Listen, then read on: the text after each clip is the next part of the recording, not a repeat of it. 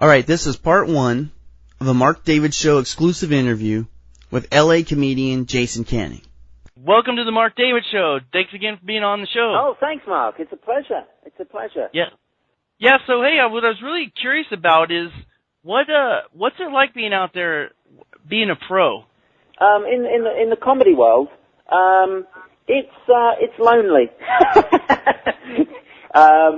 It's a great a great thing to do. But yeah, joking aside, it is quite a lonely existence being, a comic, especially, doing the club circuit and traveling around America, around the world.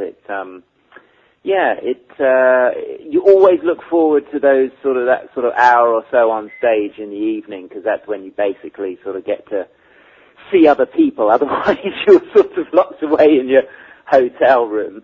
But it's good. It's really good. It's great fun. So you're being serious about the loneliness part, though. It's it's something I guess you don't really factor in when you start out, because, you're doing the local clubs, you're doing the local circuits and things, so you've got friends around. But as soon as you hit that professional mark and you've got an agent booking you out for, club gigs and colleges and things, all of a sudden you're on your own, and you're in a hotel room and you're trying to work on your set and your material, and, it's very different, I think, to what you expect it to be. So the honeymoon kind of ends once you go pro. I guess, you still find ways, as I say, that, you really do look forward to just getting in front of that audience and connecting with the audience. But, yeah, for the most part, especially when you're flying, I don't normally hire a car when I get to these destinations. So typically a lot of the clubs are, sometimes a little bit more remote. Sometimes you do the downtown clubs, but normally your accommodation is, somewhat of a distance away from the club. So, yeah, it's just something, to factor in. I think, you've got to be really comfortable with your own company, basically, because there's a lot of time on your own. Yeah, so now, Jason, how did you first get into stand-up? Was that something you always wanted to do, or is this something you kind of pushed yourself to do? I think, it's been at the back of my mind. Like, I was that kind of quirky, goofy kid. I was the kid in class doing impressions of the teachers and, not getting bullied because I'd make them laugh, sort of thing. I know it's a cliche story, but it's quite a popular one with a lot of people, a lot of comics, diffusing situations as a kid with comedy. And it's weird. I left it quite late, and it was I moved to America in 2005. My background was TV hosting, and I came over here to do a couple of shows on E! Entertainment. And all of a sudden I found myself right in the middle of these fantastic Hollywood comedy clubs, and I thought, my gosh, this is a great opportunity. If I don't do this now, when am I going to do it? So I took a really great comedy class with a guy called Jerry Katzman, who's based out here in LA, and he was phenomenal. He created a very safe environment for you to start comedy. And so I took a couple of classes and then just started hitting open mics every single night, just building material, building confidence. And there's so many different elements of stand-up that you have to learn about. So, and then progressed into getting into the clubs, and then I got an agent, and then the agent, put me out into the clubs around America.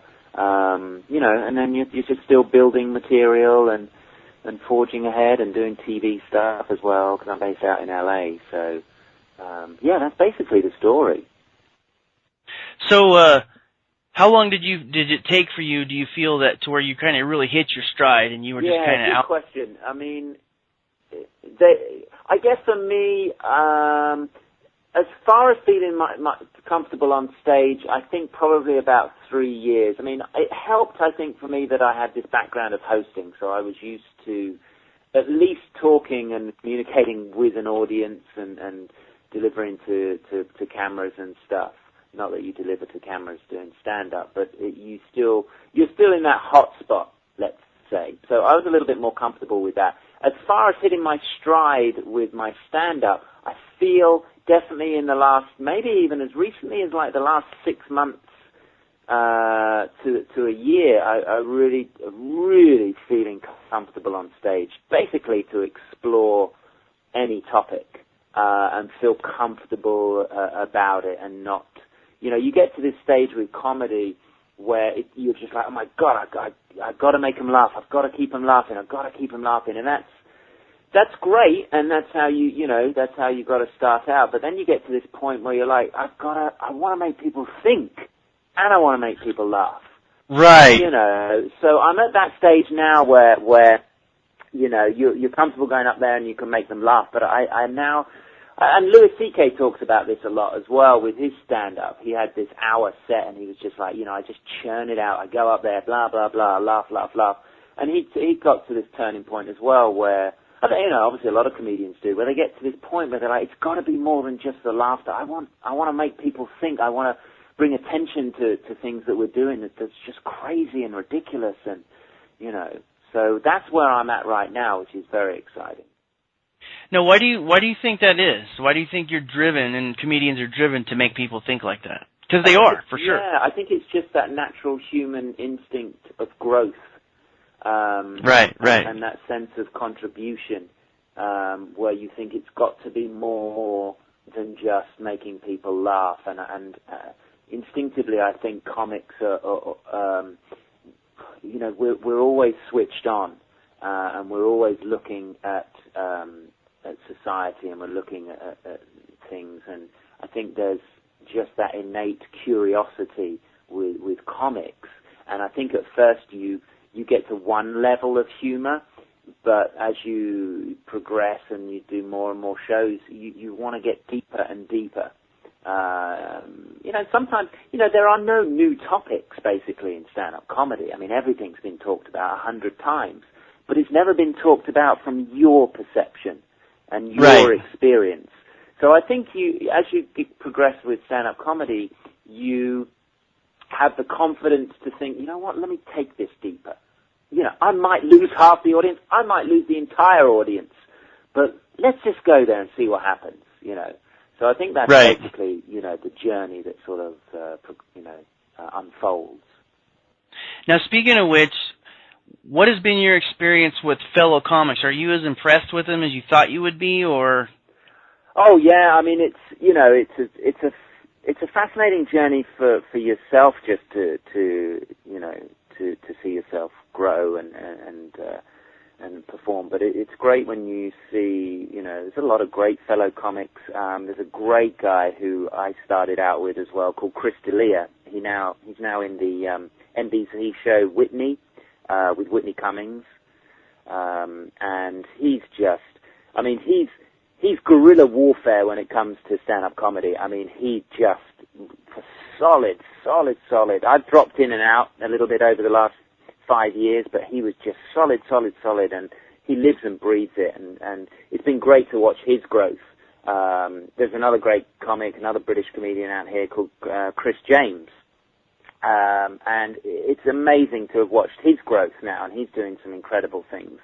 So yeah, I think there's just this sort of fellow camaraderie with comics that you really recognize their journey and why they're doing it, and you also can appreciate their growth and performance as well. So yeah, it's just good to watch, and it's good to watch your Louis C.K.'s and that of the world too, right, and be inspired.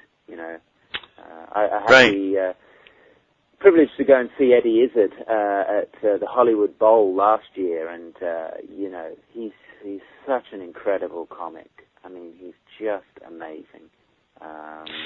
So he's certainly one of my comic idols that I love to watch.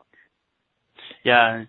So comedy is a much bigger business, you could say, than people realize. They only see the Eddie Izzards, they only see the Louis C.K.'s, but I mean, guys like yourself, the Road Warriors, you guys, there's plenty of people out there making a really good living doing this, correct? Oh, absolutely. Yeah, and it doesn't suit everyone. You know, there are comics. You know, I just worked with Bob Zaney, and he's fantastic. You know, and he's out there. You know, hitting the clubs every single week, and he loves it. You know, yeah, there's a lot of great comics out there, and it, you know, ultimately it is a business. You know, it is a business, and with the clubs, you know, yeah, you're making them laugh, but you've got to remember that you're there to keep them in the seats laughing, and they're drinking, and the club's making money. You know, they can't keep the lights on out of charity. You know. So right. Yeah, it's big business, and there's some great comics that are quite happy, you know, doing the road gigs and the club gigs and stuff. Yeah, oh, absolutely. So it's possible to be like a Bill Hicks, where you're having this massive effect, but you're also kind of just a little bit under the radar, and like you said, some people are probably comfortable at that level. Yeah, it was, you know, Bill Hicks again, you know, another one of my influences in comedy. You know, and it's tragic what happened to Bill Hicks, and I think although he flew under the radar, he was just at that point of kind of exploding. You know, he'd just gone over to the UK and performed over there, and you know, just bowled over people there. I mean, talk about, you know, a truthful, powerful voice. Oh yeah, we definitely. got to do a show a while back with Dwight Slade. I don't know if have you heard of Dwight Slade? No, I have not. If you watch any documentary with Bill Hicks, Dwight Slade was Bill Hicks' childhood buddy, and they started comedy together. Oh wow! Yeah, and it's almost like you can see the influence they had on each other. And Dwight Slade, again, not many people know of him, a phenomenal comic. Phenomenal. And if you get a chance to go and see Dwight Slade, YouTube him, go and see him. He is, you know, he has the essence of Bill Hicks. Now, of course, people think, oh wow, who is he copying Bill Hicks? No, they started out together at 14. Right. You know, they were going into comedy clubs, jumping over the wall, and you know, going into comedy clubs and performing together. And if you see any documentaries, you know, Dwight often speaks, you know, in these documentaries about his buddy Bill Hicks. But you know, Bill Hicks, I think, was just taken from us way too early. But you know, I think had he been around right now, he'd have been another George Carlin, you know, for sure. Oh, absolutely. I mean, the stuff he talked about, could you imagine him being around today? Oh, my God. Just tearing the... Here's what gives me goosebumps, is that if you watch him talking about Bush, but not W. Bush, the first Bush president, it's eerie. It's almost like he's talking about things today, you know. It gives me goosebumps watching his performances, and he does this beautiful wrap-up. The show he did in London, he does this beautiful wrap-up. I don't know if you heard of it. It's his analogy about life being like a ride on a roller coaster. Oh yeah. Man, I'm telling you that. Oh boy, I've got goosebumps now just thinking about it.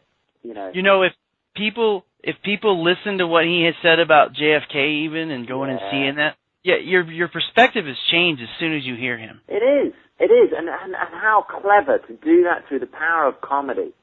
You know, that he really tackled major issues, political issues, social issues, and just did it in such a funny, insightful, profound way that, yeah, he would, whether or not you thought about it a week later, I mean, the fact that we're talking about it now tells you how powerful it is and how much of an impression it has on you.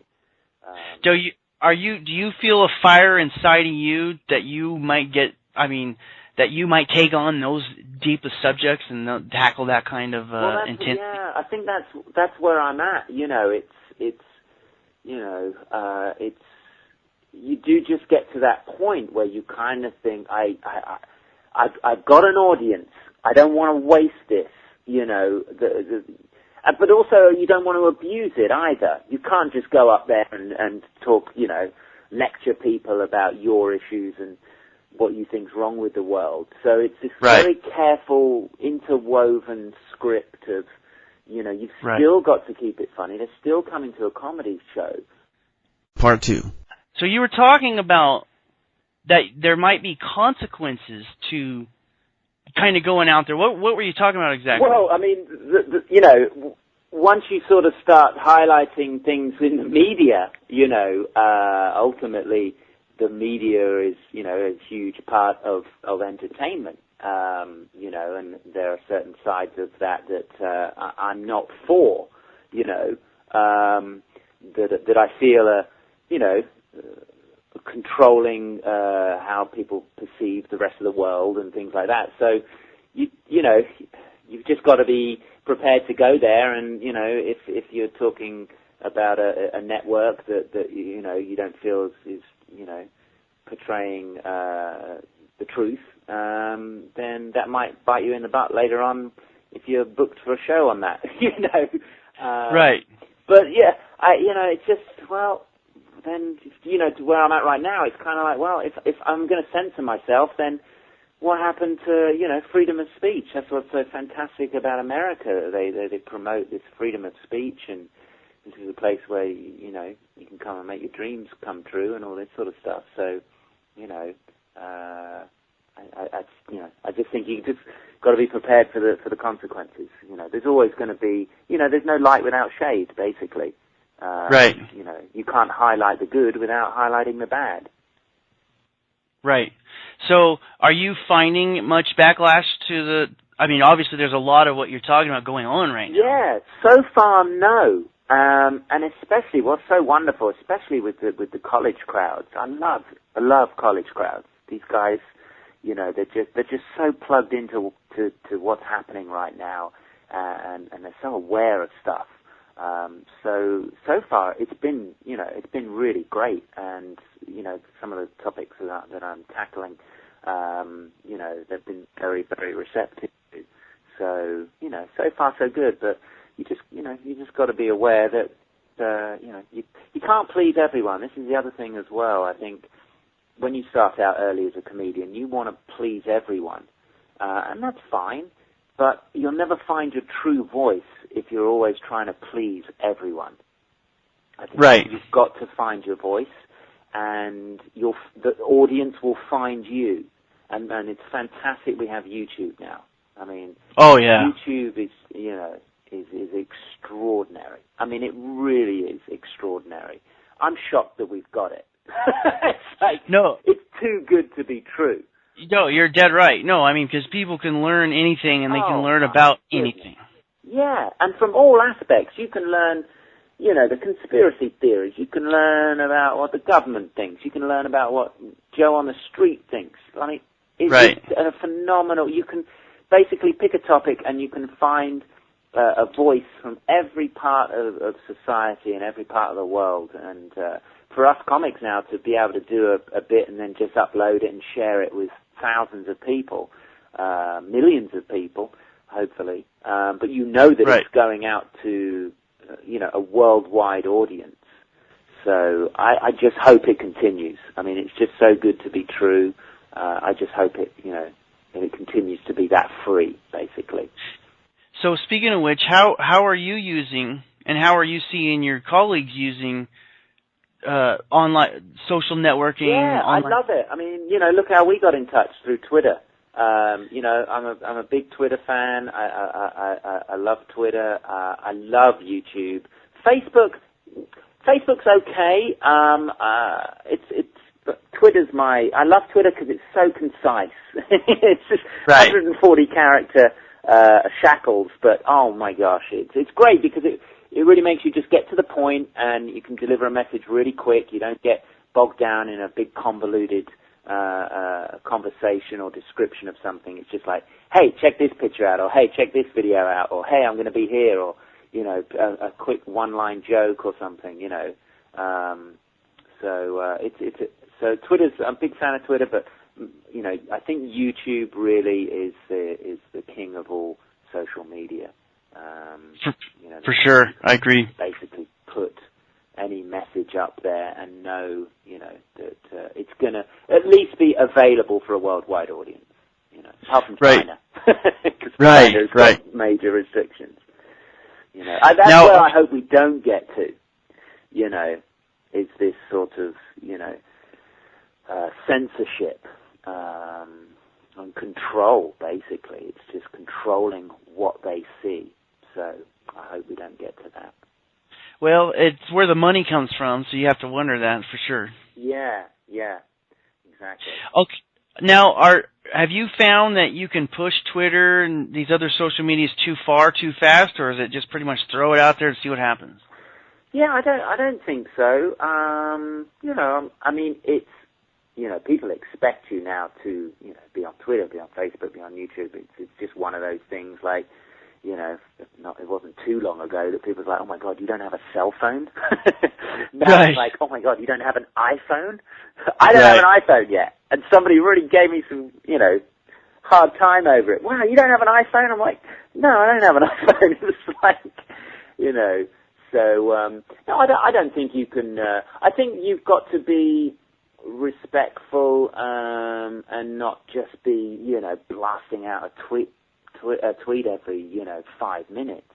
I think people don't want that intrusion. It's kind of like, it's weird, it's kind of like if you knew where somebody lived, they wouldn't mind perhaps, as, you know, if you're friends, knocking on the door once every couple of weeks, hey, how you doing? But if you started doing it every day, they'd be like, hey, come on, seriously. So it's the same thing, I think, with Twitter and Facebook and stuff. It's like, you know, you've got to be smart and just aware of not, you know, putting so much out there that you're all of a sudden just this spam feed of, hey, I'm doing this, hey, I'm doing that.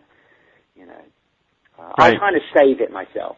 I always respond to anyone that writes to me because you know, that's just how I've been brought up. And you know, if they've taken the time to write to me and say, hey, what's up? You know, I'll always write back. But I kind of save my, you know, messaging for really important things. Just so then I know that people aren't going to go, oh, God, not Jason Canning again. Jeez, I'm this British guy. I have that problem all the time, don't worry about it. So are you finding that you almost can't live without that now? Kind of like you mentioned the phone. Everyone has one now. Is it hard to live without being a comedian and living without the social media? Well, you know, it would be pretty tragic. You know, I mean, we have conversations like this sometimes, like, God, what if we just lost the internet? I mean, you know what it's like. Even when you lose the internet and your you know, your network provider or something drops out for like 30 seconds, you're like, oh my God, you know, well, I don't know what to do. It's gone blank. What the, you know? But imagine if we lost the internet. You know, let alone just the social media platforms.